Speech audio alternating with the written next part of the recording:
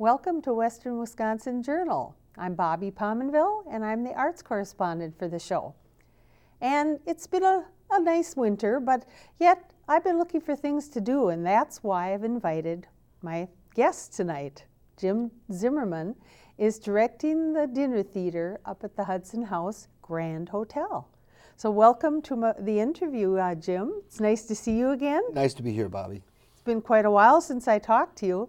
And I'm just really impressed with how well this is going for you and the Hudson House. Well, the folks coming out for it are really very nice, and yes, we're doing very well. Good. And do you want to tell us a little bit about what you do? Because I'm not so sure everybody knows you and your profession. Well, I have done theater all my life. I've taught at the University of Wisconsin River Falls in their theater program for the last 28 years. Seems like yesterday. In addition to that, about 5 years ago, I went into partnership with Stuart and Cindy, Yes. at the Hudson House Grand Hotel now to do dinner theater. And Yes. so we opened St. Croix off-Broadway Dinner Theater. And we've been doing shows there ever since. And I've been juggling back and forth between academia and putting on shows there ever since. And like we were just talking about the rehearsals it takes to put on a show, I can't imagine the amount of time you have to spend. With any show, it's time consuming. And the amount of time you spend going into it equals the quality coming out of it. That's right. And tell us about your new show. Well, we are currently, right now, in January, dark, meaning we don't have a show. Right. We are preparing for a show that will open in March. That will be a brand new original musical. It'll be the world premiere at the Hudson House Grand Hotel for a musical called Righteous. Okay? Now, Righteous is what you would call, if you know theater, a jukebox musical, to a degree. A jukebox musical is a musical that uses already established popular music, whether it's Elvis Presley or ABBA or any other group.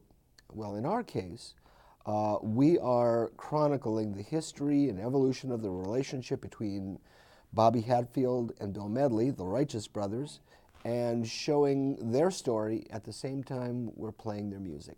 And it's wonderful music. It is marvelous music. I have enjoyed it through the years. You've lost that love and feeling, soul and Yes. inspiration. Gosh, the list just goes on and on and on. You've lost always that. loved that. You've lost that love and feeling is to date the most played song on radio. Really? By far. And just think, they started it all. And when you said Righteous, or when I read that somewhere, I thought, I wonder if that's the Righteous Brothers. And sure enough, it is. It is. So now you're writing the story, Mm-hmm. and it would include the story of their lives and their duets. And Yeah, it chronicles the history from when they first played together and how they played together in 1962. Oh, yes. And I don't want to destroy everything, but it goes all the way through their relationship. They broke up twice, got back together twice. In about 1990, they started up again for good. They stayed together until Bobby Hatfield's death in 2003. Oh, yes. And that's where the show ends. Yes, that's really interesting. And so in the background, are you going to start, does the play or the musical start when they get together in that first year? Well, I don't want to give. Oh, you don't want to give that away. Everything away, but in a short answer, Bobby, yes. Okay. Yes. And I assume their lives are going to be rather interesting as they go through this journey. Well, we've been very fortunate, or I've been very fortunate. I've been working on this for about 3 or 4 years, but about a year ago, I got to the point where I was ready to make contact with Bill Medley. Oh. And Bill Medley and his agent, a guy named David Cohen in Los Angeles, have been working with me. They've become partners in this project. They have given me information. I just got off the phone with him actually before we talked, and sort of keeping me on track, giving me the inside story. Some of this stuff that's in this show, nobody knows about. Oh, I'm sure. They will find out, I mean, the public does not know. Right. And Bill Medley has been very gracious, telling me the truth and the inside story, and this is the first time any of it is going to be publicly known. Wow, and you're very lucky you've collaborated with him Very lucky. and his agent. And as if I remember right, he's the bass. He is, he is. And that phenomenal voice. You never close your Yes. eyes. Oh, you can't. That just, yeah. That's Bill That's the one that everybody likes to sing along with. I remember the first time I met him, we'd set it up that I was going to talk with him. And we went backstage before one of his shows, and we started talking, and, you know, of course, I was starstruck, and so was everybody else that was with me. But, you know, we got to talking and developed a relationship, now a friendship. But as we were talking that first time, he was talking about the circumstances surrounding Love and Feelin'. Right. And he said, well, I started to sing, You Never Close, and he started to sing in the dressing room, and I went, whoa, that's Bill Medley. That's him. And you would remember that? That voice was just iconic.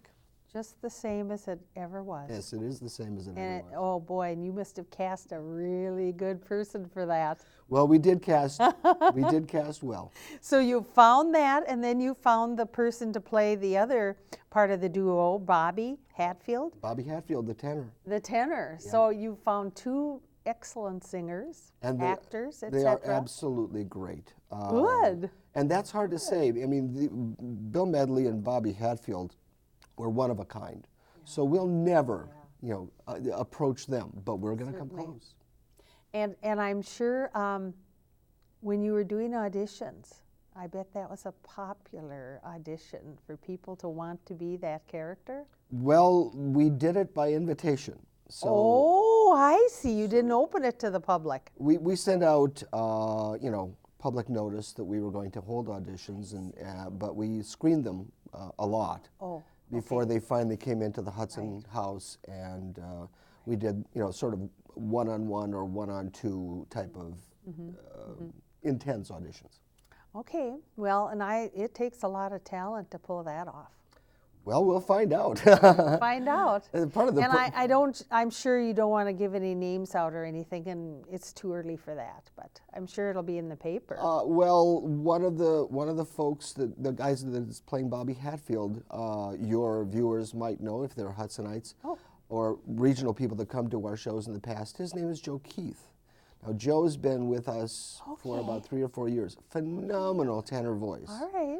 A good actor, really good actor. Very good. So, I mean, one of the reasons I thought about doing the show here is because of Joe. Yeah. It's very hard to find that tenor voice that can play that. Joe can do it. Oh, I know. So you might remember Joe from the show we just did, Don't Hug Me, I'm Pregnant.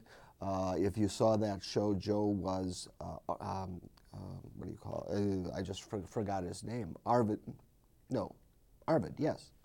Arvid. Yes. The Karaoke Salesman, which doesn't mean a lot unless you've seen the show. It's a very, very funny show.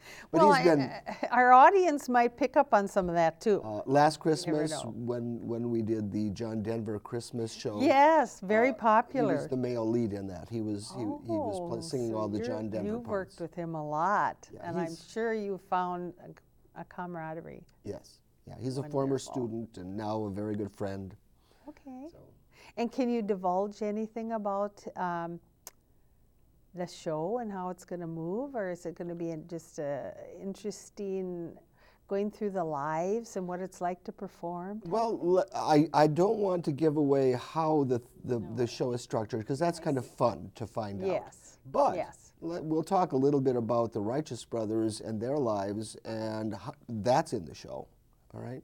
Yeah. So the Righteous Brothers got together doing doo-wop music, and then went into R&B and soul music, and as they went through their early career, had difficulty because they sounded black.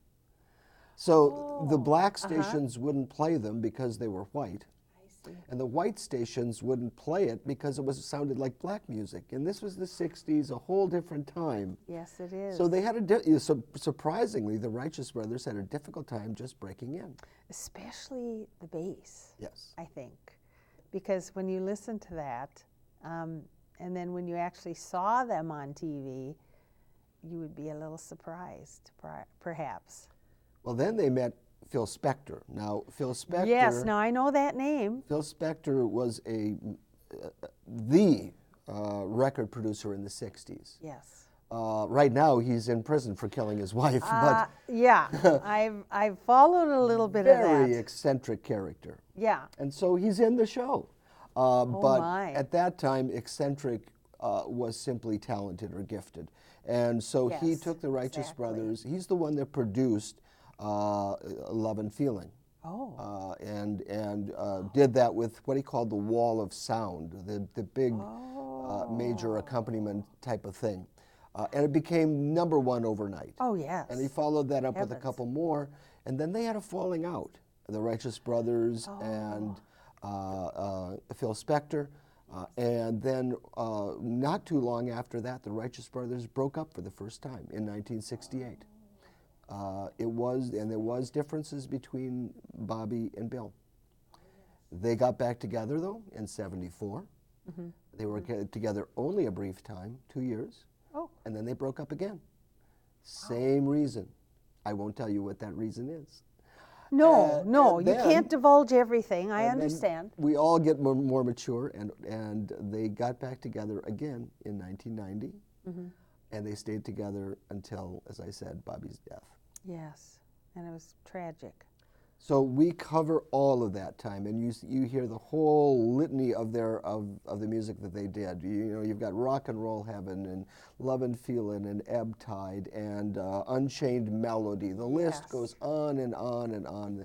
Every one of them are songs that you remember from your childhood. And Oh, growing up. yes, yes, and so well done. So well done. So they must have had really good producers through the years. Well, a lot of it, Bill Medley produced himself. Oh, okay. So he's very talented He in is a many very ways. talented man. Seems to me they were doing the state fair circuit.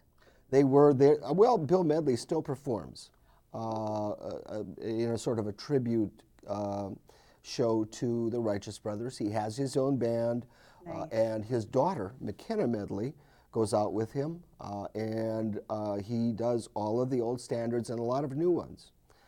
They were just performing in October in the Dells.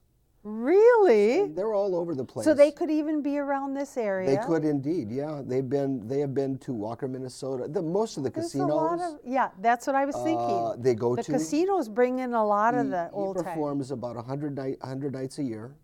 He performs in Branson. He's got a theater down there and a home. Yes, yes. And he's got a home in Newport Beach in California. Oh, and nice. So he performs an awful lot. He's not retired at all. Right, and I think he's a native of California. He is indeed. That's what And, I thought. and Bobby, where's Bobby from?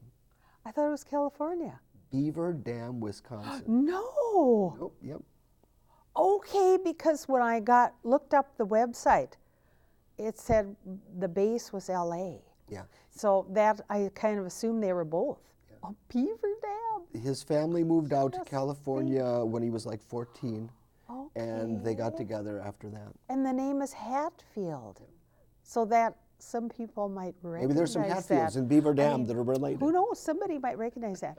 And here's an interesting little tidbit. I don't know if you knew this, but I read that one of the backup singers on that recording, the popular one, You've Lost That Loving Feeling, was Cher. Well, Is that true? that is true, and here's some more trivia for you. The guy playing the tambourine, Yeah. Sonny Bono. Oh, see, there was a connection. There was a whole group of regular players that Phil Spector used. They were called the Wrecking Crew. They came in and did everybody's numbers. So you'd listen to the Ronettes, or you'd listen to the Yes. Righteous Brothers, or whatever. Yes. Anybody that Spector produced had this same wrecking crew of guys that came in, and it had like Glenn Campbell in it, and a whole bunch of other names you'd yes, recognize that were yes. playing guitar and piano. Oh, and he's phenomenal on the guitar. Yeah. I really admire his guitar playing. So much. But that's how Sonny and Cher got connected.